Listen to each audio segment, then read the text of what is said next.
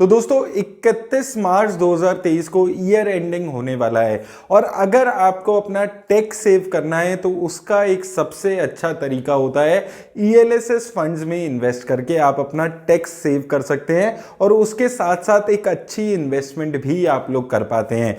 तो ELSS funds के बारे में पहले हम लोग दो तीन चीजों पे बात करते हैं। तो ईएलएसएस फंड्स वो फंड्स होते हैं जहां पर आप अपना पैसा अगर लगाते हैं तो सेक्शन 80C में आप अप टू 1,50,000 रुपीज तक का अपना इनकम में से डिडक्शन यहां पर पा सकते हैं।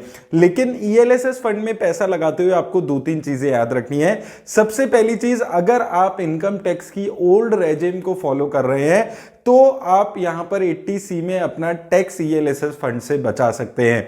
दूसरी चीज इंपॉर्टेंट जो आपको यहां पर याद रखनी है कि जो भी पैसा आप ईएलएसएस फंड्स में इन्वेस्ट करते हैं वो पैसा आपका 3 साल के लिए लॉक इन रहता है, तो उस चीज को भी आपको समझकर इन्वेस्ट करना जरूरी है। यहां पर फ्लेक्सिबिलिटी होती है फंड मैनेजर के पास कि वो कितना भी पैसा किसी भी टाइप के मार्केट कैप की कंपनी में इन्वेस्ट कर सकता है।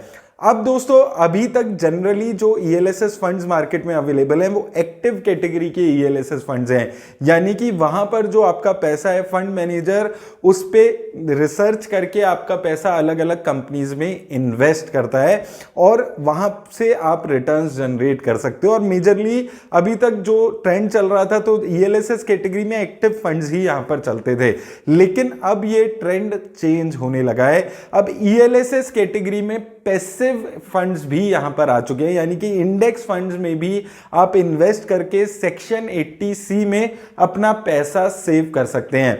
तो जैसे कि अभी हमें पता है उसमें सबसे बेटर तरीका है निफ्टी 50 इंडेक्स में पैसा लगाने का।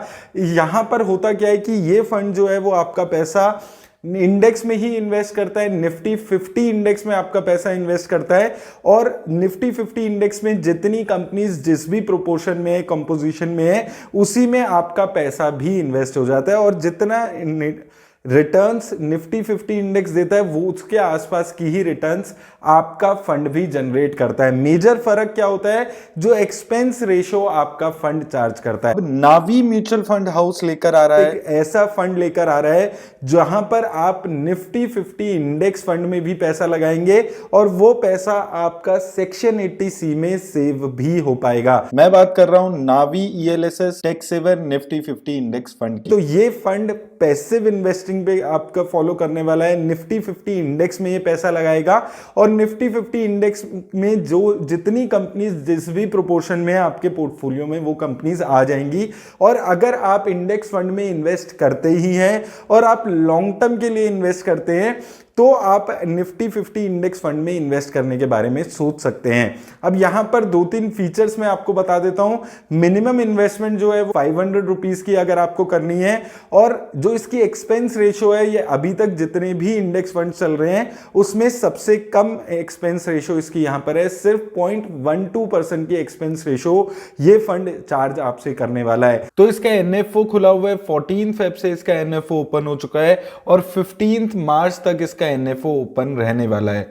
लेकिन साथ में ये एक ओपन एंडेड फंड भी है, तो एनएफओ पीरियड खत्म होने के बाद भी आप इस फंड में इन्वेस्ट कर सकते हैं। लिंक मैंने डिस्क्रिप्शन में आपको दे दिया, आप जाकर देख सकते हैं और आप इसमें इन्वेस्ट करने के बारे में अगर आपको अच्छा लगता है तो आप इसको चेकआउट जरूर कर सकते हैं। तो उम्मीद करता हूं दोस्तों इस वीडियो से आपको हेल्प मिलेगी। मेरी तरफ से दोस्तों बस इतना ही, धन्यवाद। म्यूचुअल फंड निवेश बाजार जोखिमों के अधीन है। योजना संबंधी सभी दस्तावेजों को सावधानी से पढ़ें।